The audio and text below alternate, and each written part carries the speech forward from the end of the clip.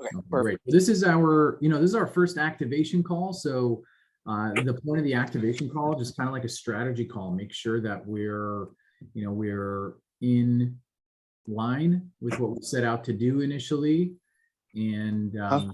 and kind of seeing how, how the whole program is working out for you guys so far, and understanding what we need to do in the coming weeks, until our next activation call 4 or 5 weeks later, to make sure that we keep on, that we keep track.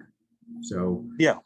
the first thing I wanted to kind of give you the floor on is how is everything working out for you guys, so far with what you've been implementing? I think really good. We started the 150 minimum, and it was kind of nerve-wracking kind of at first, but it's really helped us out and let us focus on some of those bigger jobs instead of overloading this on stuff that really ain't making any of our revenue. So Yeah, and so have you started to feel that you have more time to dedicate towards those bigger jobs? yeah, it's kind of weird that we've had a lot of bigger jobs come in and they're in the last 3 or 4 weeks. So Nice. Yeah, and Justin was telling me you guys had an incredible month, right? Almost 70. yeah, it was one of our biggest months. Yeah, it was pretty. That's great. Was it just a lot of high ticket jobs, like big jobs coming through, or new clients of one big fish? Well, what do you think was the big? We had a lot of big ticket invoices. One of our number one client did a little over 15,000 with, no, 18,000, I guess it was. Mhm. So that helped a lot. But yep. Awesome. Okay, so the big high level promise was, the point of this strategy was to put you on, on a track towards, earning that, I forget the exact figure I said, but like 4,000 or 5,000 a month, something like that, just to get that extra profit so that you can justify help, at a level that somebody can, maybe somebody with experience and that can ramp up pretty fast. How do you guys feel about where you're at with that journey? I mean, I don't know. What do you think, Justin? I don't know. I mean, I think it's, going great. I mean, I'm very comfortable with it. And we talked about, on the calls too, the group calls. How do you find the group calls with, as far as like, support for what you're doing? I know that you guys come to every call and listen in. How do you find the group calls serving you so far? I really like them. I like seeing what other shops are doing and what they're doing. I've missed 2, but I've always went back and watched them. But yeah, I really like them. I missed last Thursday too. I was actually gone working out of town, but I haven't watched it yet. Okay. Yeah, I think they're really. Oh, sorry. Yeah. I think they're really helpful. I mean, it's kind of everything that a lot of those guys are talking about. We're all having the same issues, the same problems, the same thing. So that's very helpful for us. And as far as the next steps, I talked about, a bunch of things, for folks. The common theme is, getting those C-level opportunities, the 150 to 300 range, to getting them to connect you towards more high ticket clients, more high ticket opportunities. do you feel like that's the next step for you guys? Or do you feel like, hey, we're gonna just kind of like ride this thing out? We're super busy now. What's what's your head at with in terms of implementing the next step? There's no wrong answer. I just kind of want to know what the, where your head's at with things.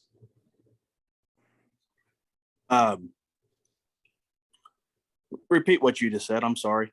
Yeah, no problem. So do you feel like you're at a place where, considering your, how busy you guys are, you've already eliminated a lot of those like super low ticket time wasters. The time that you're working on in your business right now is more towards the high ticket stuff. Justin was telling me right before you jumped on that you have a backlog of work to do. Do you feel like the next challenge for you guys is now figuring out what the next step is in terms of getting help for you in the shop? Or do you feel like you still have to crack the code in terms of increasing your profits? I think we're about there on our pricing as far as profit. I think we're just now kind of seeing it. I don't know that we can. Well, it's always scary trying to hire people because you don't know for sure if you can afford them. But I don't know. That's something. The advice from you would be awesome. Yeah, I think one of the biggest takeaways that people who have grown in this program have found was that, they wait until they're super busy and they can justify an employee. And what they found is like the best time to get somebody is really when you have one of two things going on. Like if half of your day, if you're spending more than half of your day, or at least half of your day in fulfillment, which is like basically everything that you guys do, like design, production, don't know if you do much by way of installation, but customer service essentially. If you're spending more than half of your day doing that, then it's really time to get somebody, because the next step for you guys is, in order to really ramp and scale this thing up, you're going to need to dedicate time towards building marketing systems that gets leads in the door and nurtures those leads. Like even just this area of talking to the C-level clients and trying to get B and A level opportunities, even that takes a consistent effort, right? So now it's time to think about, okay, do I have the time to dedicate towards business development and lead generation? And if I don't, then how do I create more time? So I need to get somebody in, right? And if I can't afford to get, somebody in right now that is like high level, manager or whatnot, I'm going to have to afford the time to really train the lower experienced person to ramp up. And what people found was that, the more experienced person that somebody gets, the higher the value is, because you don't know what you don't know. Like when you get somebody that has experience and comes into your shop and they can just literally almost take over in any one area, like whether it's, design or production, even customer service, like they ramp up quickly. It's like a load off. Yeah. I mean, I don't know, Justin to build. I mean, I think a customer service rep would be awesome to have, somebody that can actually enter jobs and do that part for us, I guess. Does anybody besides you guys answer the phones? Yeah, but we're kind of the only ones that they have to come to us to know an answer, I guess you could say. Yeah.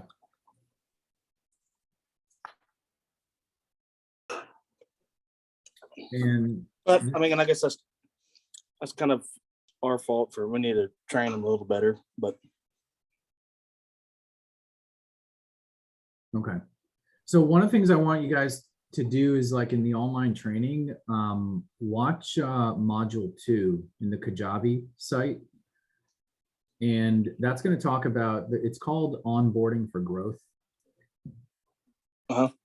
And that's going to talk about the 3 different roles that people play in your shop. There's the expert, the developer, and the operator. And what I want to challenge you on is bringing on a developer. A developer is basically a person that you hire that is kind of like this, learns a whole bunch of stuff from you because they have the space to, like they have the bandwidth for it.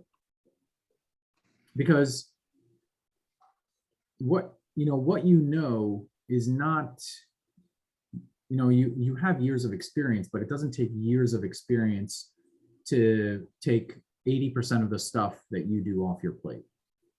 Now, you could be getting into some like design things, and you might have issues, finding the designer that you need or something like that. But even design, people have found that that outsourcing design has helped them significantly.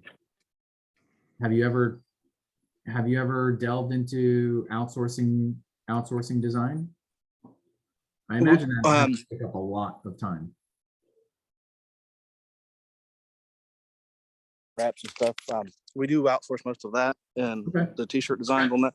I've looked into, I listened to a podcast and for t-shirts, but they outsource to a company called GraphX, and I looked into them.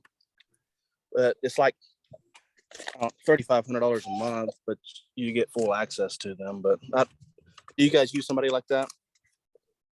So for different things, like, if you just need basic layout, then any the Design Pickle of the world and Fiverr, you can do that. Where a lot of shops struggle is on the creative side of things, like getting concepts from scratch.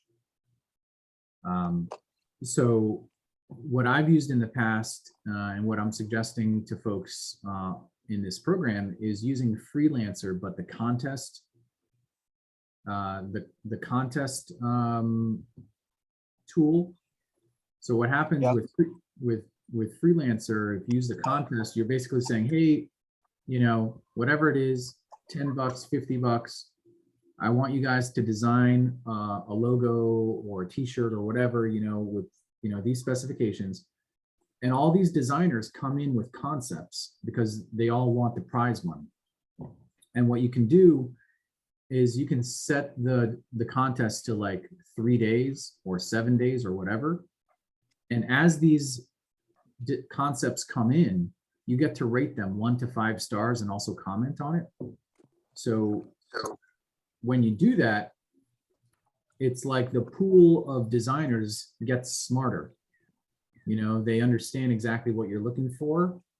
And so instead of, you being there designing, or you banking on one designer to get, to hit the concept correctly, you have dozens of designers vying for this prize money. And they're all tweaking their designs according to your comments. Okay. What was that called? It's called Freelancer. So freelancer.com. And now you can hire a freelancer, you can hire a designer, and you can do all this and that, but I would look on their contest page and post a contest for anything that you need help with creative. Now, if you just need somebody to lay out, you know, a logo on a yard sign or whatever, that's basic stuff. You don't need that for that. Right. But so much of like the initial time investment about creating something is like, you know, you're staring at a blank page and you're like, I don't even know where to start. And before you know it, you're like 2 hours in. So if nothing else, like this will give you that launching pad that you need, and could even bring a design all the way up to completion. So they actually bid that, huh? You put what the info you need and then they put bids in on it? Not even like well, by bids, like they put designs up. So they enter the contest and they're going to put designs. Oh, and then they put the price, I see. You put the price. Oh, I put the price. Yeah, you put the price. So if I were doing it, it'd be like, hey, I need a logo design for $50. Okay. And it's a contest. So all these designers are submitting these designs and you have to pick the winner. That's kind of cool, actually. Yeah. Yeah. And before you pick the winner, you can give them, You already see the work. yeah, you can see the work, you can rate how they're doing, and you can give them comments on how to improve. And so all these designers and your comments is visible to all the other designers. So even if like designer A submitted a crappy logo, but designer C submitted a decent logo, designer A is going to be able to see the notes that you give to designer C, you know, and create a much better logo. Wow.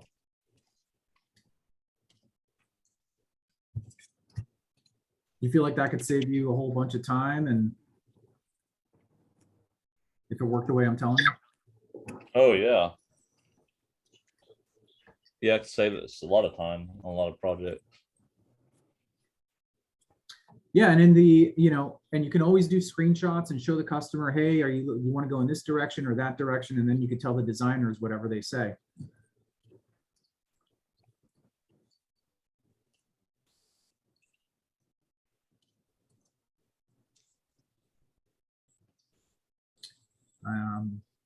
So yeah, if design is your bottleneck, then absolutely, before, you know, hiring somebody full-time, in-house, whatever, I would say try that out. Yeah. I like the customer service person idea. I mean, if you already have somebody on the phones, then I would just challenge them to not interrupt you as much. So if there's a customer looking for you and needs a question answered, like they could probably wait an hour or two, you know, to get that question answered. Right. It doesn't have to be like, oh, Justin, I've got, you know, like so-and-so on the phone, they're wondering, blah, blah, blah, blah, blah, blah, blah. Like you don't have to be interrupted. Interruptions is what kills productivity. Yeah. And I would also challenge this person that's Plus, then we forget where we were. Yeah. Yeah. And the way I kind of grew in my parents' company was I started on the phones. I started answering the phones, but what I would do with the customers is that anytime they would ask for my mom or, you know, a higher level person, I would kind of lie. I would say like, you know, they're kind of busy. Is there anything else? Is there anything I can help you with?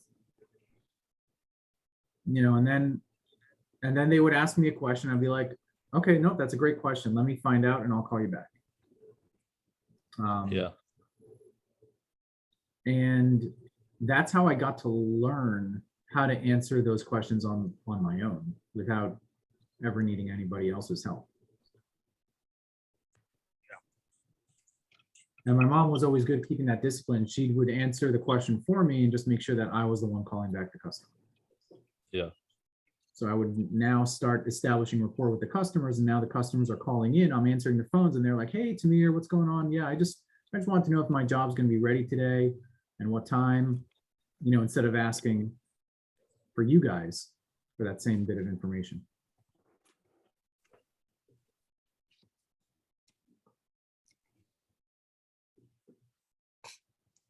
Would that apply to you guys with the person answering the phones right now, or do you think you need another body? No, I think we could teach, the guys that's answering, we could teach him to do that type of stuff instead of just saying, "Oh, let me get Justin," or "Let me get Blake," or something like that. And then like 2 or 3 times during the day, just meet and go over the messages, and see what's what, 10 a.m., 1 p.m., 4 p.m., whatever it is.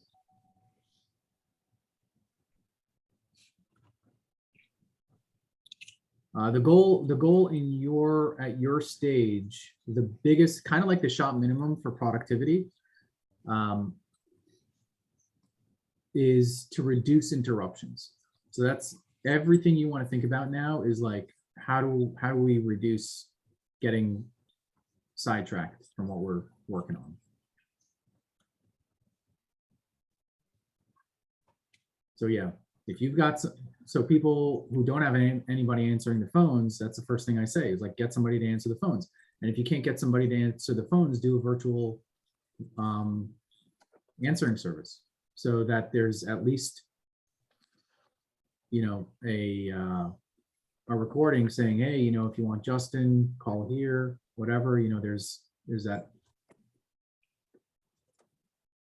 There's something answering the phones. And then even like beyond that, there are live call operators that can take the call and just send you emails, on the messages. They can patch to your cell phone if you need to. And this is really for folks that don't have anybody to answer the phones, or they don't want to invest in somebody full-time to do it. But if you guys already have somebody, then the next level is to get that person to not interrupt you. Like, that's their job. He's here.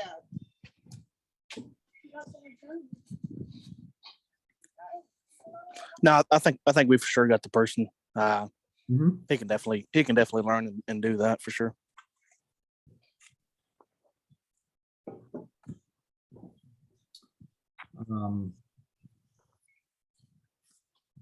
Yeah, so we've got, the freelancer thing that you look into. You try to train up the person answering the phones, and then ask them to help you develop, just a standard operating procedure. Like, somebody calls in, what do they say? What do you say? How do you greet?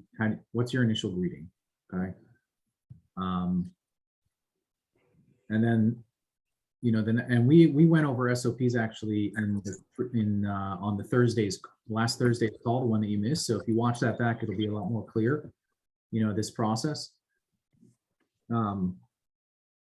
So you want to write out a simple procedure, and then that way it's very predictable. Like, everything that they do and say, you have visibility on. So if something went sideways, you can go back to the SOP and say, "Hey, what happened when you asked like this question?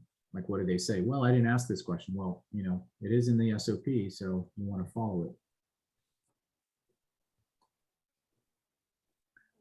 What does this person who's answering the phones do in general, aside from answering phones?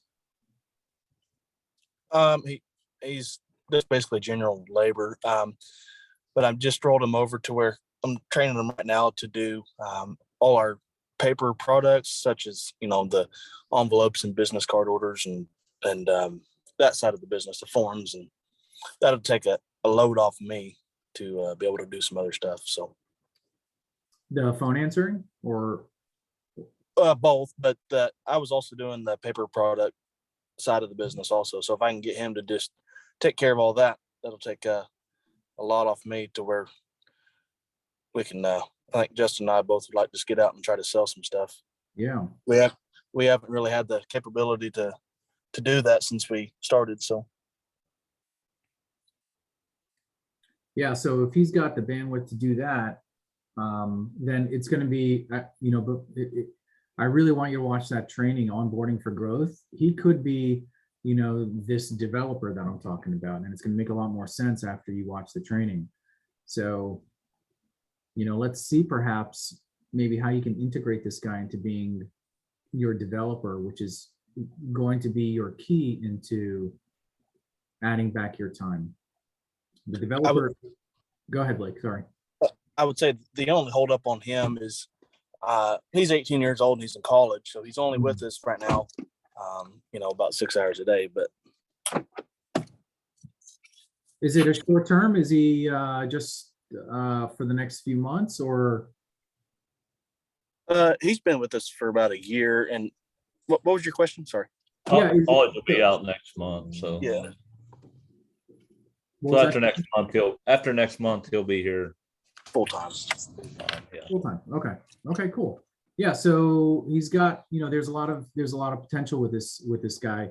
One thing I'll, warn you, if after you see the training and you feel like, yeah, this guy would make a great developer, the one trap that I've seen people go to is that they load their developer with production work, which goes against the whole developer philosophy. So the developer is basically somebody in the shop that learns how to do things for the sole purpose of being able to teach it to somebody else.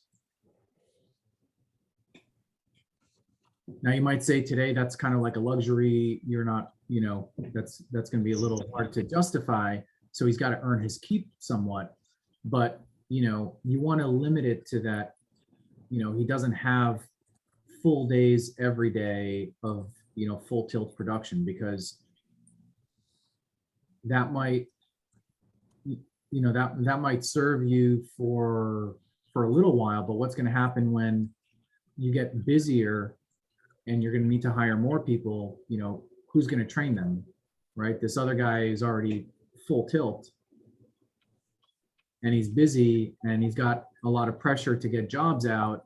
He's not going to have the proper bandwidth and attention to train somebody just like you guys. So Yeah. The whole secret about growing is to leave somebody in the shop that's got that their plate is not completely full, like maybe, a half a day that they have dedicated to learn something, write out procedures so that they could eventually train the next person. And once their plate starts getting full, where they're doing, fulfillment, 6 hours a day consistently, then it's time to bring on, somebody with no experience, minimum wage or whatever, so that the developer can train the new operator with the new procedures. And that takes the stuff off the developer's plate so that they can learn the next level activities. Maybe it's in estimating, right? Or, the forms or whatever it is that's going to take away whatever is taking up your time that you're ready to hand off to somebody else so that you can get closer to selling. Yeah. Does that make sense in terms of that roadmap? Yeah. Yep. For sure.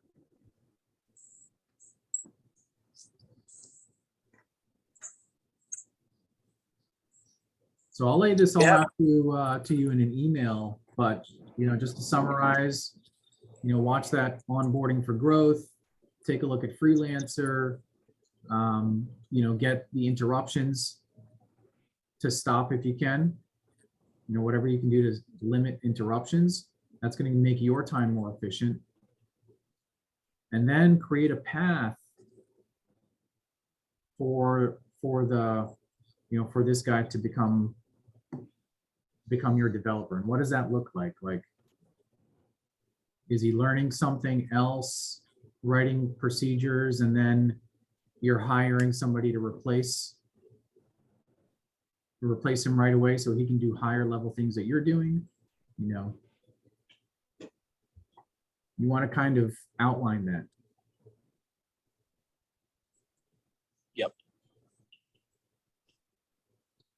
I was going to say we have another kid that works for us. He's on with us full time though now, but extremely good at signs and wrapping vehicles. He went and he got a certification in 3M to be certified to wrap vehicles, Uh-huh. and he would be awesome at training people. But we keep him hooked up just wrapping stuff, so he's I don't really want to disturb him.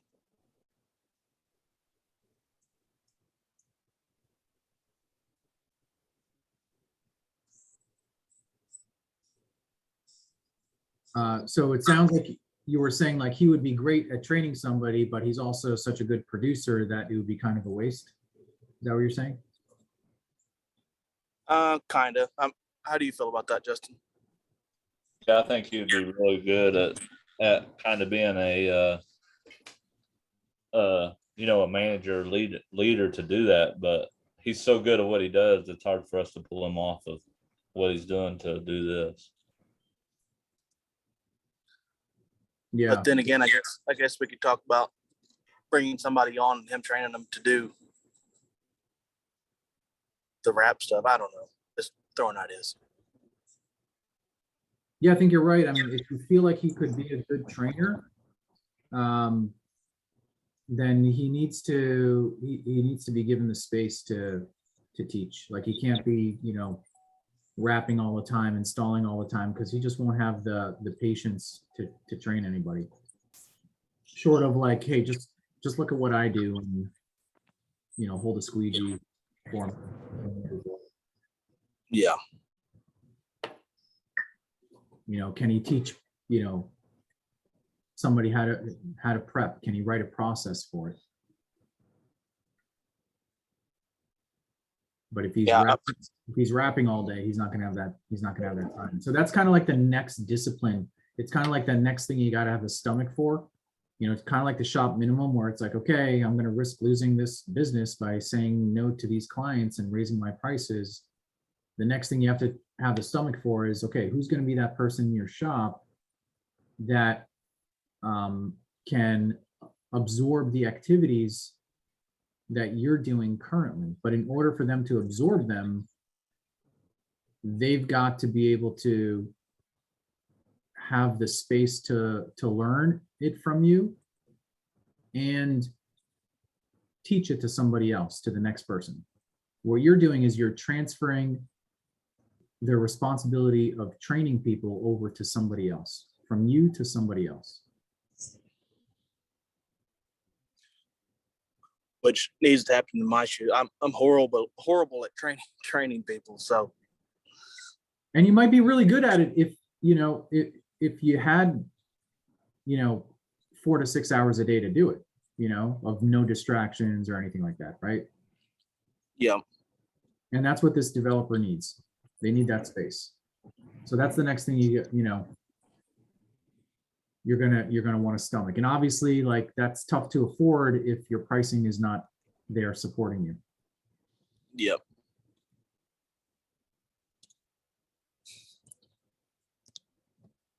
I think our pricing structure, I think we're there. I think within the next couple of months, I think we'll be doing really well. Okay. So in the meantime, let's get some quick wins with, at least laying the groundwork. Trying to, offload, the design stuff with the creative, so that you can be more free with your time. And maybe you're finding that, hey, with all the stuff with the jobs that you're saying no to, the low ticket stuff, you found a way to outsource all this design work. Maybe you do have 2 to 3 hours a day, to train, to train somebody in the stuff that is really going to help you out. So when we, when we meet again, we can take like another temperature check of, okay, where do we stand? Have you started with the freelancer thing? You're getting that your front end person to not interrupt you. You're not taking these calls all the time. You're taking them on your schedule at set times per day. For the most part, yeah, there will be some emergencies.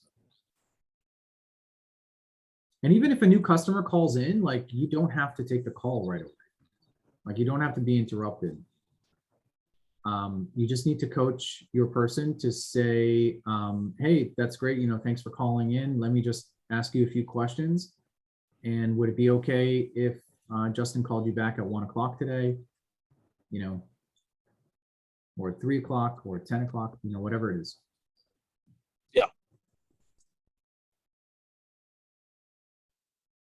No, that'd be perfect. Yeah, we really don't have any written procedures of how stuff needs to operate, so we need to work on that for sure. Yeah.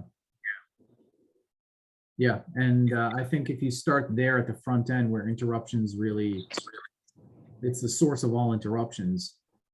You build those walls up, you're gonna find yourself doing a lot more. It's gonna feel like Saturday morning at the shop every day. Yeah. Cool. You guys, and on the group calls, feel free to just, chime in and say, hey, we started with this, just want to see what the next thing we should do. I leave it completely up to you guys how you want to handle the group calls. Some people feel that it's, valuable enough just being a fly on the wall, and others, as you've seen, are the first to unmute themselves and just share their progress and just ask for the next step. So, that's a resource for you. Don't feel, by all means, please ask away, especially if you're unclear as to, what the next step should be. Okay.